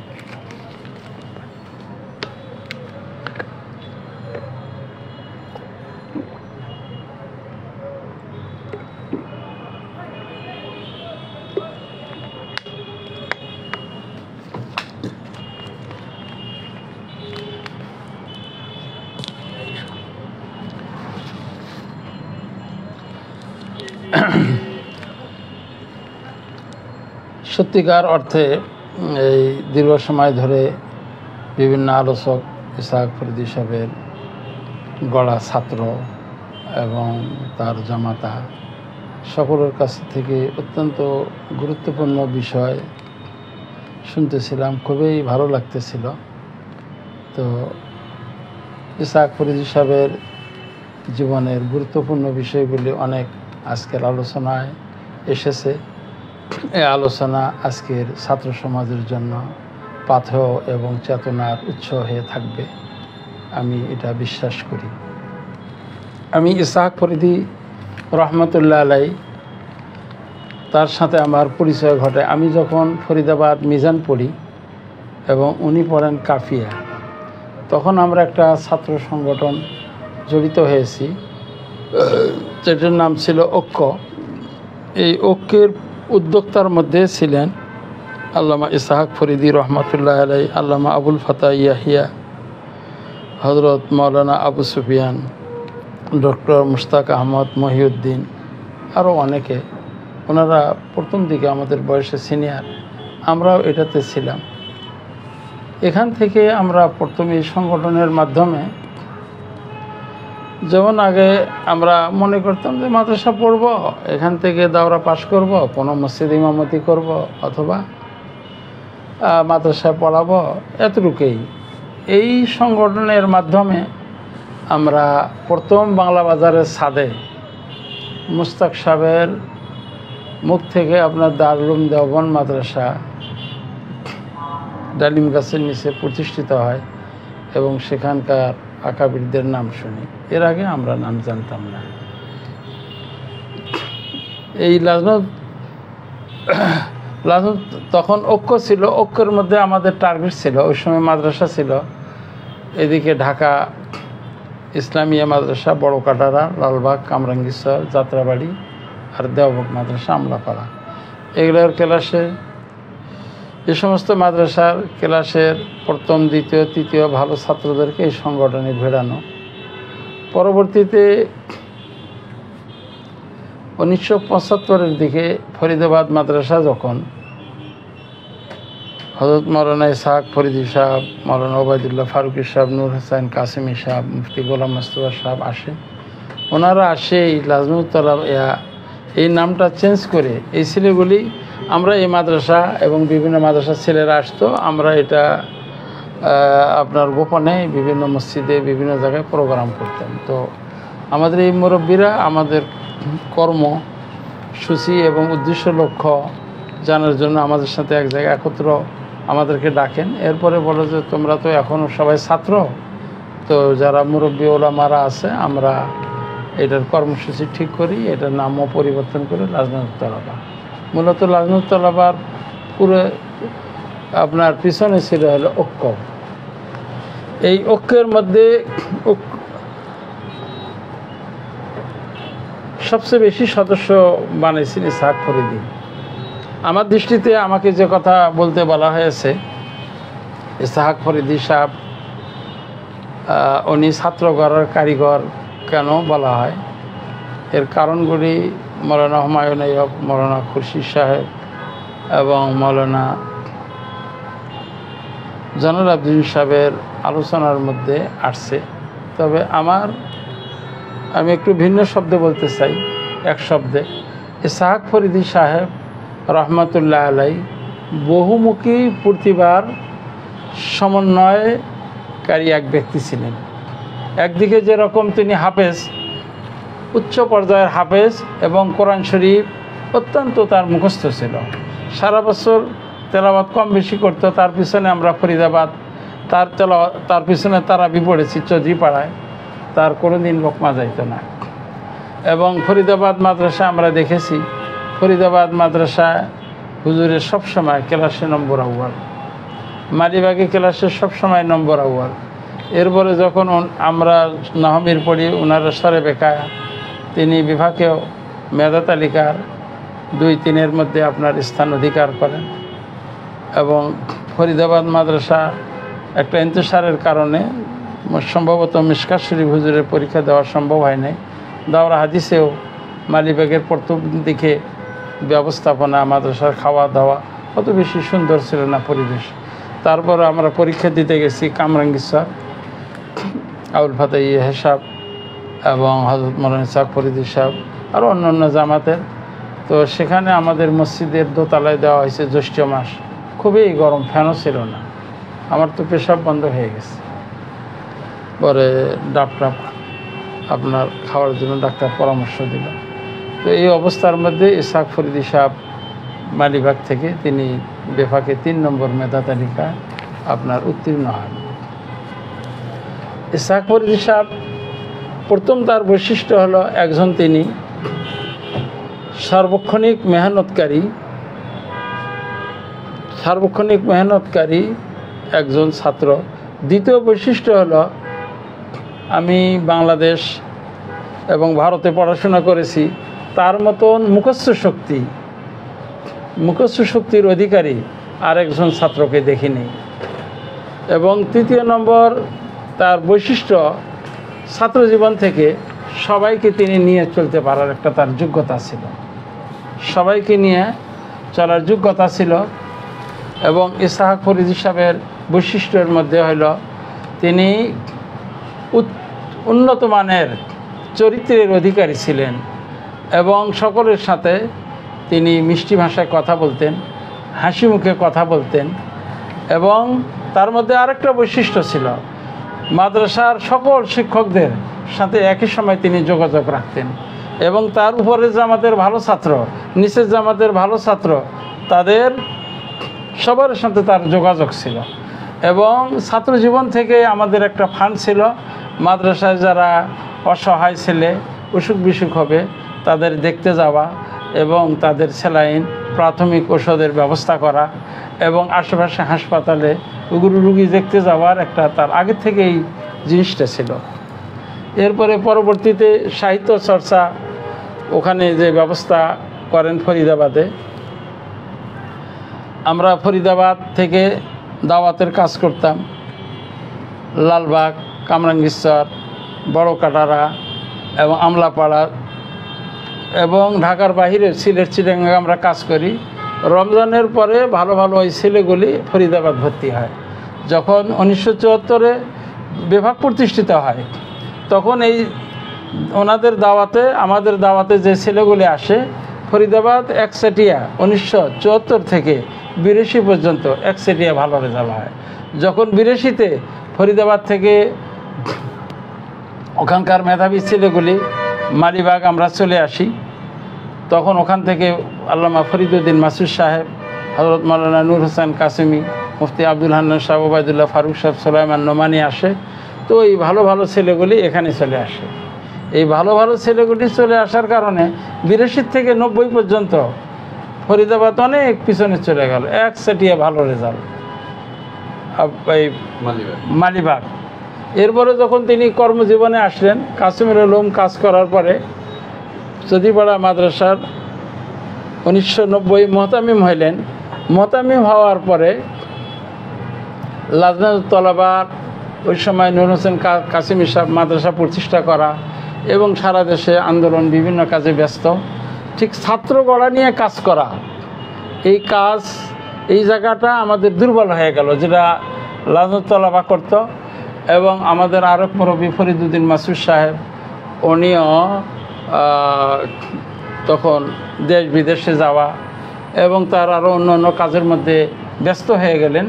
এই জায়গাটা আমাদের দুর্বল হইল।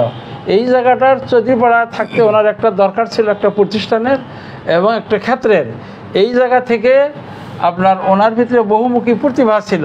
তো এখানে বাংলাদেশের লাজনাতুত তলাবা এবং তাদের মাধ্যমে বহু ছাত্র এখানে জমায়েত হয় 1990। এই ছাত্রদের মাঝে ইতিপূর্বে আলোচনা হয়েছে, যে ছাত্রদের মাঝে ভালো লেখাপড়ার পাশে বক্তব্যের যোগ্যতা ছিল, কারো ওয়াজের যোগ্যতা ছিল, কারো মাঝে ইবাদত বন্দেগী কান্দাকাটির যোগ্যতা ছিল, যে লাইনে যার ভিতরে প্রতিভা তিনি অনুধাবন করছেন তাকে লালন করে ওই লাইনে দিক নির্দেশনা দিয়ে তাকে আগে বাড়িয়ে দিয়েছে। হাফিজউদ্দিন তাকে বলছে যে তুমি মাদানী সাহেব 97-তে কাপ করলেন, তুমি এখানে থাকবা, এরপরে দেওবন্দে লেখাপড়া করে খাঙ্কায় থাকবা, যতদিন খেলাফত না পাও দেশে আসতে পারবে না। আজকে তাসাউফের লাইনে হাফিজউদ্দিন যে কাজ করতেছে এর পিছনে তার অবদান। অন্য অন্য লেখকরা একাই লিখে গেছেন, আবু তাহের মিসবাহ সাহেব আর অন্য বিভিন্ন এলাকার লেখকেরা একাই লেখক হয়েছেন।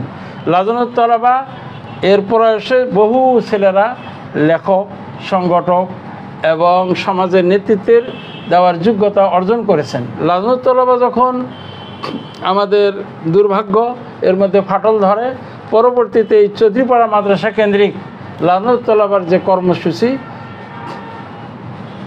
ইসহাক ফরিদী সাহেব রহমতুল্লাহ আলাইহির মাধ্যমে সারা বাংলাদেশে ছাত্রদের মাঝে আমাদের আকাবিরদেরকে জানা, বাংলা সাহিত্য চর্চা করা এবং সেই সাথে লেখার যোগ্যতা অর্জন করা, বক্তব্যের যোগ্যতা অর্জন করা, এই কাজগুলি তিনি আঞ্জাম দিয়েছেন। এবং সেই সাথে এই ইসলামী রাজনীতির এই আগুন তার দিলের মধ্যে ছিল, সেই ছাত্র ঐক্য, এরপরে লাজনাতুত তলাবা, জমিয়াতুল মুজাহিদিন এবং জমিয়াত উলামা ইসলাম, এবং তার পরবর্তীতে ইসলামী ঐক্যজোট, ইসলামী আইন বাস্তবায়ন এবং খতমে নবুয়ত, যত সংগঠন ছিল তিনি দরদের সাথে এই সংগঠনে যাইতেন এবং নিজের কষ্ট অর্জিত টাকা তাকে আমি চাঁদা দিতে দেখেছি।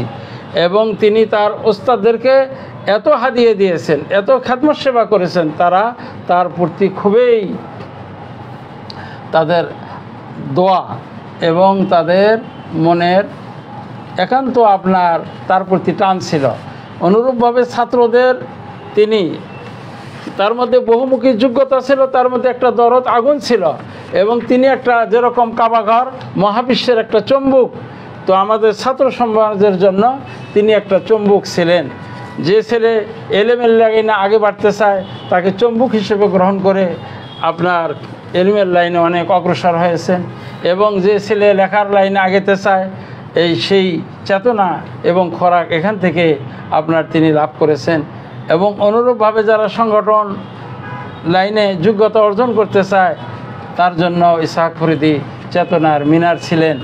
তার মাঝে আসে প্রত্যেকে তাদের চাহিদা এবং তাদের পিপাসাগুলি মিটাইতে পারতেন। এই জন্য তিনি 1957-তে তার জন্ম 5 জুন, আর 2005 জুন তিনি নানুপুর রওনা হন। 5 জুন সেদিন প্রশ্নপত্র শাসমাহির একসাথে উনি আর আমি সম্পাদনা করেছি। করার পরে আমাদেরকে 2টা করে দেওয়া হলো দুধ। তা আমাকে বলল যে আমি তো কম খাই, আপনি 2টা খান, আর আপনার ছেলে একটা আছে তাকে একটা আম দেন। এইটা হলো ওনার সাথে আমার শেষ। উনি কাছে থেকে ওনাকে দেখেছি, বহুমুখী প্রতিভার অধিকারী ছিলেন তিনি, বহুগুণের অধিকারী ছিলেন এবং মানুষের দরদ ছিল। ছাত্রদেরকে তিনি অতি অল্প সময়ের মধ্যে আপন করে নিতে পারতেন এবং ছাত্রদের অসুখ টাকা যদি না থাকে নিজের পকেটে শিক্ষক পাঠায় চিকিৎসার ব্যবস্থা করতেন। কোনো ছাত্র বাড়িতে গেছে, ভালো ছাত্র, এখন ওই সময় মোবাইল ছিল না, নিজের পকেটে টাকা দিয়ে বড় ছাত্র বা নওজোয়ান শিক্ষকদেরকে পাঠায় তাদেরকে তিনি নিয়ে আসছেন। নিয়ে আসে ওই ছেলেগুলি আপনার হুজুরকে কোনো দিন ভুলতে পারে না। ছেলেদের তার ভালোবাসা, আদর, যত্ন, আপ্যায়ন, অসুখের মুহূর্তে হুজুরের সেবা এবং তার চিকিৎসার ব্যবস্থা করা, এবং কোনো একটা ছেলে লাইনচ্যুত হতে যাচ্ছে তাকে কাছে রাখা, এবং কোনো প্রোগ্রামে গেলে তাকে নিয়ে যাওয়া, এবং আপনার শহরের মধ্যে প্রোগ্রাম হলে তাকে নিয়ে যাওয়া, এইভাবে তার দিলকে জয় করতেন। এরপরে হুজুরের গুণে এবং এই চুম্বকের আকর্ষণে সে লেখাপড়া এবং আমলের মধ্যে এবং কাজকর্মের মধ্যে মশগুল তাকে রাখেছেন। এবং ছাত্রদেরকে তিনি বয়ানে, বক্তব্যে, নিজের চারিত্রিক গুণে, লেখাপড়ার মধ্যে এত ব্যস্ত রাখেছেন যে সে আত্মীয় স্বজনের বাড়িতে বেড়াইতে যাবে, এর চাইতে হুজুরের কাছে থাকা, হুজুরের সাথে কোথাও যাওয়া, এটাকে বেশি পছন্দ করতেন। আমাকে বলতেন যে আপনার ভাইদের থেকে আমাদের বাড়িতে উনি 7-8 বার গেছেন, আর ওনার বাড়িতে আমরা প্রায় 25 বারের বেশি গেছি। আমাকে বলতেন যে আপনার ভাইদের থেকে আপনাকে আমি বেশি ভালোবাসি। তো আমি এটা বুঝতে পারিনি বেশি। যখন আব্বা আম্মা মারা গেল, আমাদের জায়গা সম্পদ ভাগ হয়, আমি বড় ছিলাম, বড় ভাই।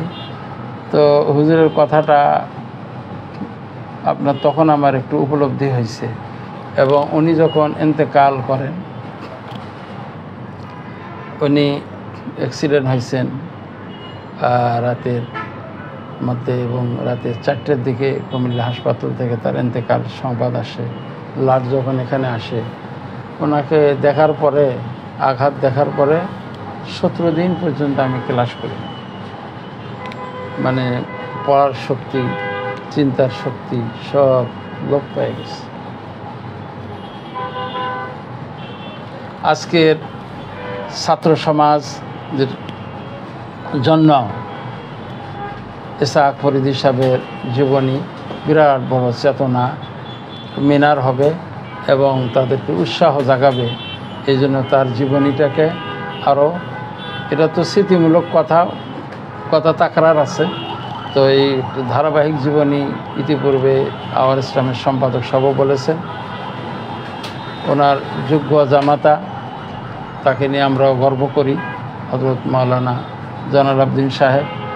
উনি তার ওস্তাদ এবং শ্বশুরের যোগ্য ওয়ারেস।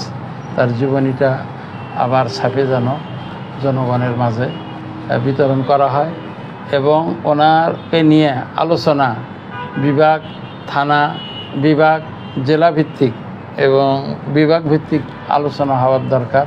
তাহলে আমাদের যুব সমাজ খুবই উপকৃত হবে। অনেক অনেক বলে আমার শুকরিয়া। বক্তব্য শেষ করছি। অনেক অনেক শুকরিয়া আল্লামা মুফতি আব্দুর রাজ্জাক আল হোসাইনী হাফিজাহুল্লাহকে। আমি সংক্ষেপে একটু চলে যাব উস্তাদে মোহতারাম মাওলানা মোহাম্মদ জয়নুল আবেদিন হাফিজাহুল্লাহর কাছে। এর আগে আমরা কিছু কমেন্টস পড়ে নিই। প্রিয় দর্শক, আপনারা দেখছেন আওয়ার ইসলাম আয়োজিত মনীষী গবেষণা সপ্তাহের অনলাইন কনফারেন্সের দ্বিতীয় পর্ব। আমরা আলোচনা করছি আল্লামা ইসহাক ফরিদী রহমাতুল্লাহি আলাইহির জীবন, কর্ম ও সাধনা বিষয়ে।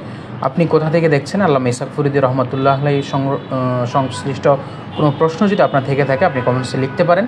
আমাদের সঙ্গে যুক্ত আছেন এমডি আনিসুর রহমান গাজীপুর থেকে, এছাড়া এইচ এম বাহার, তিনি ফেনী থেকে আমাদেরকে দেখছেন।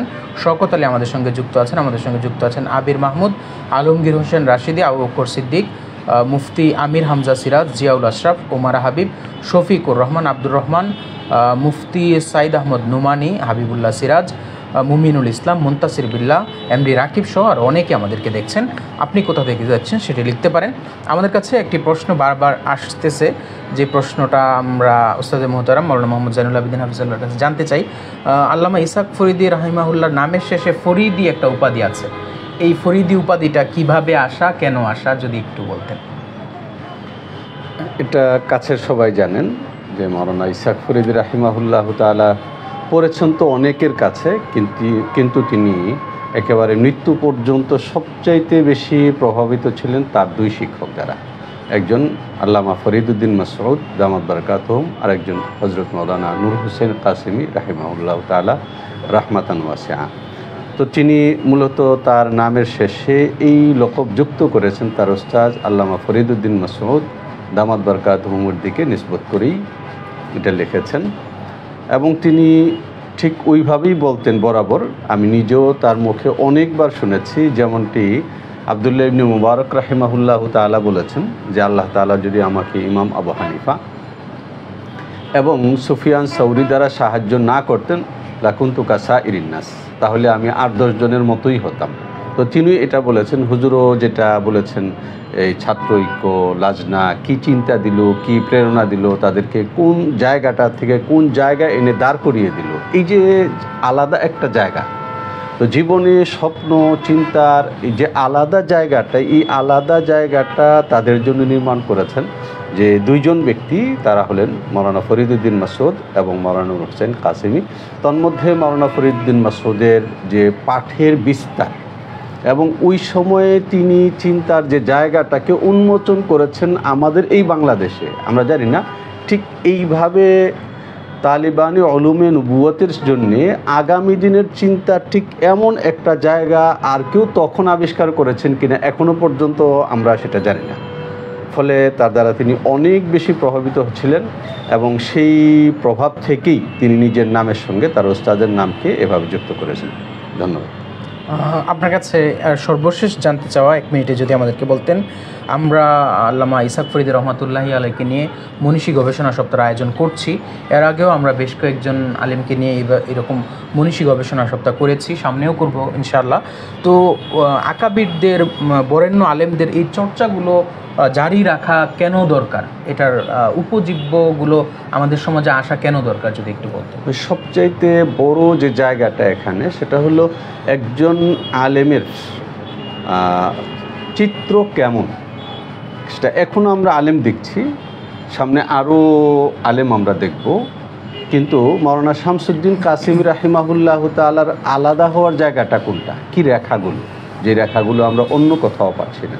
মাওলানা নূর হোসেন কাসিমি কেন আলাদা, কেন তিনি যখন একা দাঁড়াচ্ছেন তখন তার পেছনে হাজার হাজার না লক্ষ আলেম ঝাঁপিয়ে পড়ছেন, জায়গাটা কি, কী কারণে সেটা হচ্ছে?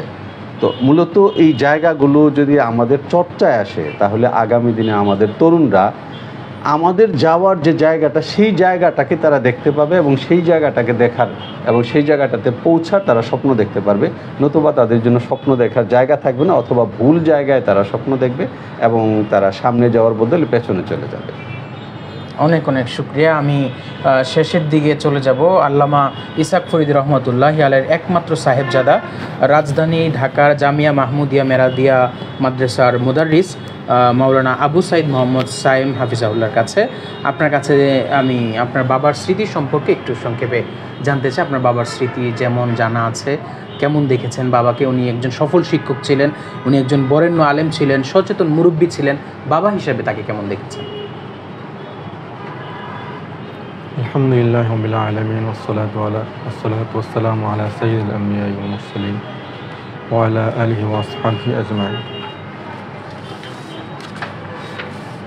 আসলে আমি আমার বাবাকে যখন হারিয়েছি তখন বয়সে নিতান্তই ছোট, বয়স তখন 14 ছিল, হেদায়েতুন জামাতে ছাত্র ছিলাম। এর আগে দীর্ঘদিন শৈশবের একটা সময় আমি গ্রামেই কাটিয়েছি, আমরা সবাই পারিবারিকভাবে। যখন আমার 7 বছর শেষের দিকে তখন আমরা ঢাকায় এসেছি। তো দিনই প্রয়োজনে তিনি সবসময় ঢাকা বা অন্য কোনো স্থানেই থাকতেন বেশি, তো সেই সময় তাকে আমার কাছে পাওয়া তেমন হয় নাই। ঢাকা আসার পরও যখন আমি হেফজখানায় পড়েছি বা কিতাবখানায় পড়েছি তখন তার থেকে একটু দূরত্বই বজায় রাখতাম। উনি ওনার একমাত্র ছেলে যেহেতু আমাকে নিয়ে ওনার অনেক স্বপ্ন ছিল, তো সেই স্বপ্ন বাস্তবায়নের জন্য অনেক সময় কঠোরতা অবলম্বন করতে হতো যেন তার সন্তান বিচ্যুত না হয়ে পড়ে। তো যেহেতু ছোট ছিলাম, সেই রাগ, সেই শাসন ভয় পেতাম, এজন্য দূরে দূরেই থাকা হতো। তো এমনি আসলে আমার বাবার যখন আলোচনা হয় তখন আমি মূলত শ্রোতা হিসাবেই উপস্থিত হই বাবার সম্পর্কে জানার জন্য। ওনার স্মৃতি কথা আমার সামনে তেমন একটা ছিল না, যেহেতু ওনাকে আমি ওইভাবে পাই নাই, বা যখন পেয়েছি তখন দূরে দূরেই থাকতাম। এই জন্য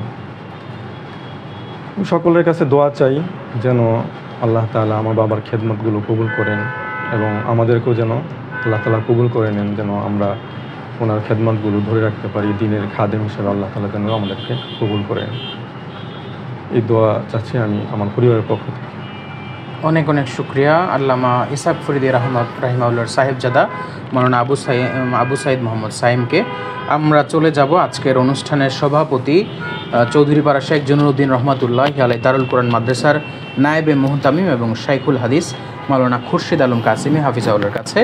আপনার কাছে আমার জানতে চাওয়া, আপনি বর্তমানে আল্লামা ইসাক ফরিদী রহমাতুল্লাহি আলাইহি যেই মিম্বরে বসতেন সেই মিম্বরের আমানতদার বা খাদেম আপনি আছেন, তার চিন্তা চেতনা ও আদর্শকে ধারণ করে কিভাবে সেই দায়িত্বটুকু পালন করছেন, আজকের অনুষ্ঠানের সভাপতিও আপনি, সমাপনী বক্তব্য হিসেবে আপনি কি বলবেন, একটু যদি সংক্ষেপে আমাদেরকে কিছু বলতেন। নাহমাদুহু ওয়া নুসাল্লি আলা রাসূলিল কারীম, আম্মা বাদ।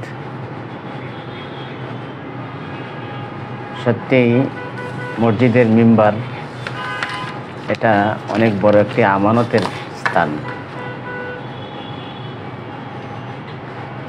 আমরা স্বাভাবিকভাবে সমাজের মানুষ যেটা বুঝে থাকি, আমানত বলতে টাকা পয়সা এগুলোই আমানত না। আমানতের ব্যাপক অর্থ যেটা কোরআনের ভাষায় সূরাতুন নিসার মধ্যে আসছে 58 নম্বর আয়াতে, ইন্নাল্লাহ ইয়ামুরুকুম আন তুআদ্দুল আমানাতি ইলা আহলিহা, নিশ্চয়ই আল্লাহ তাআলা তোমাদেরকে নির্দেশ দিয়েছেন তোমাদের আমানতকে হকদার কাছে পৌঁছে দেওয়ার জন্য। তো মসজিদের মিম্বরের স্থান বিশাল বড় একটি আমানতের জায়গা, যেখান থেকে খতিব সাহেবগণ জনসাধারণকে ঈমানের প্রতি, আমলের প্রতি, সিরাতে মুস্তাকিমের প্রতি পথ দেখাবে। এটা বিশাল বড় একটা আমানতের বিষয়। তো আল্লামা ইসহাক ফরিদী রহমতুল্লাহি আলাই যখন সেখানে মিম্বরে বসতেন, তখন ছিলাম আমি সেখানকার ছাত্র। আমি সবসময় আল্লামা ইসহাক ফরিদী রহমতুল্লাহ আলাইকে ফলো করতাম এবং ওনার খুতবা নিয়মিতভাবেই সামনের কাতারে বসে শুনতাম। আল্লামা ইসহাক ফরিদী রহমতুল্লাহ আলাই মিম্বর থেকে হকের আওয়াজ দিতেন, মানুষকে হকের কথা শোনাতেন এবং দিনের কথা শোনাতেন। বড় দরদ মাখা মন নিয়ে কথা বলতেন, যার ফলে মানুষ এগুলা খুব সহজেই গ্রহণ করতেন। আল্লাহ বাকি আসার হাজার হাদিসে আসাফার ভূমিকায় তিনি এভাবে দরদ নিয়ে মানুষকে কথা বলতেন। তিনি তার দায়িত্ব, মিম্বরের দায়িত্ব সঠিকভাবেই পালন করে গেছেন। কাব্বারিনী মওতুল কোবারা হিসাবে আমি নগণ্য সেখানে আল্লাহ পাকের মেহেরবানিতে স্থান পেয়েছি। আমি যেহেতু ছোটোবেলা থেকেই হুজুরের খুতবা শুনেছি এবং হুজুর এই আমানতের দায়িত্ব কিভাবে পালন করেছেন সেটা আমি ফলো করেছি, সেই হিসাবে আজও আমি এই হুজুরের আদর্শে মানুষকে ওইভাবেই হকের পথে, ইমানের পথে, আমলের পথে, সত্যের পথে সন্ধান দেওয়ার জন্য চেষ্টা করছি। তো পরিশেষে আমি আজকের এই গুরুত্বপূর্ণ মজলিসে আমাদের লক্ষ্য জিগার আল্লামা ইসহাক ফরিদী রহমতুল্লাহ জীবন কর্ম সাধনা নিয়ে যারা এই সুন্দর একটি আয়োজন করেছেন, আওয়ার ইসলামের সম্পাদক আমার অত্যন্ত প্রিয় ছাত্র জনাব মুফতি হুমায়ুন আইয়ুব সাহেবকে মোবারকবাদ জানাচ্ছি এবং তার সহকর্মীদেরকে, এবং মোবারকবাদ জানাচ্ছি আজকের আলোচক বিন্দুর মধ্যে অনেকে আমার উস্তাদ আছেন, উস্তাদে মোহতারাম মাওলানা জাইনুল আবদিন আল্লামা ইসহাক ফরিদীর মীর জামাতা, আমার অত্যন্ত সম্মানজনক উস্তাদ আল্লামা মুফতি আব্দুর রাজ্জাক আল হুসাইনি, সেখানে রয়েছেন আল্লামা ইসহাক ফরিদী রহমতুল্লাহ আলাইহির সুযোগ্য সাহেবজাদা, আমারও খুব আদরের শাগির্দ, সেখানে রয়েছেন আমার অত্যন্ত প্রিয় ছাত্র মাওলানা সুলতান আহমদ জাফরি। সবাইকে আমি মোবারকবাদ জানাচ্ছি। এবং একটি কথা না বললেই নয়, যেটা শেখ জনুদ্দিন রহমতুল্লাহি আলাই এবং তার সুযোগ্য সাহেবজাদা আলহাজ বুরহানুদ্দিন রহমতুল্লাহি আলাই, ওনারা নিজেদের কোরবানি এবং মূল্যবান সম্পদকে দান করে শেখ জনুদ্দিন রহমতুল্লাহ আলাই মাদ্রাসা ও মসজিদ নূর প্রতিষ্ঠা করেছেন। তো ওনাদের কবরকে আল্লাহ তাআলা জান্নাতের বাগান বানিয়ে দেন এবং সাথে সাথে আল্লামা ইসহাক ফরিদী রহমতুল্লাহ আলাইকে আল্লাহ তাআলা জান্নাতের আলা মাকাম দান করেন। কারণ আল্লামা ইসহাক ফরিদী রহমতুল্লাহি আলাই আমরণ সেই শেখ জনুদ্দিন রহমতুল্লাহ দারুল কোরআন মাদ্রাসার মুহতামিম, শাইখুল হাদিস এবং মসজিদে নূরের খেতাবতী দায়িত্ব পালন করে গিয়েছেন। এই জন্য আল্লাহ তাআলা ওনাদের কবরকে জান্নাতের বাগান বানিয়ে দেন।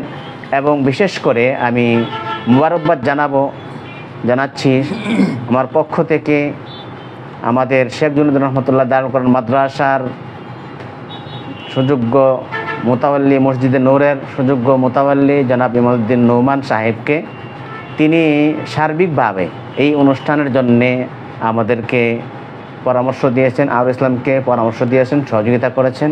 এই জন্য ওনাকেও মোবারকবাদ জানাই। ওনার ফ্যামিলি যারা জীবিত আছেন সকলের নেক হায়াত কামনা করে এখানে আমি পরিসমাপ্তি ঘোষণা করছি। আলহামদুলিল্লাহি রাব্বিল আলামিন।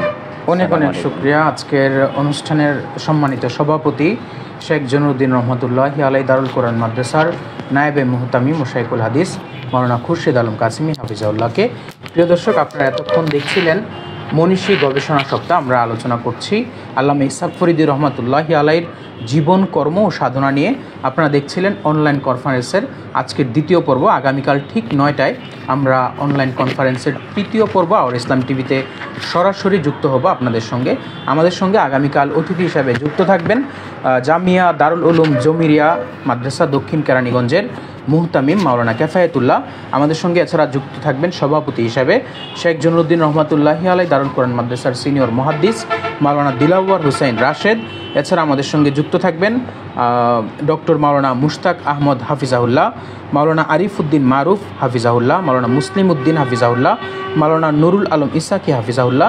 এছাড়া আমাদের সঙ্গে যুক্ত থাকবেন মাসিক নকিবের নির্বাহী সম্পাদক জিয়াউল আশরাফ। আপনাদের সঙ্গে আমিও যুক্ত থাকবো কাউসার লাবিব। সে পর্যন্ত আমাদের সঙ্গে থাকেন। আর আওয়ার ইসলাম টিভিতে কিন্তু আল্লামা ইসহাক ফরিদী রহমাতুল্লাহি আলাইকে নিয়ে একটি কুইজ চলছে, যেখানে আপনি উত্তর দিয়ে মহামূল্যবান বই এবং মোবাইল রিচার্জ গ্রহণ করতে পারেন, জিতে নিতে পারেন। সপ্তাহ জুড়ে আমাদের এই আয়োজন চলবে। তাছাড়া আপনার যদি বিশেষ কোনো লেখা থাকে সেটি আমাদের ইনবক্সে কিংবা হোয়াটসঅ্যাপে অথবা আমাদেরকে মেইলে পাঠাতে পারেন।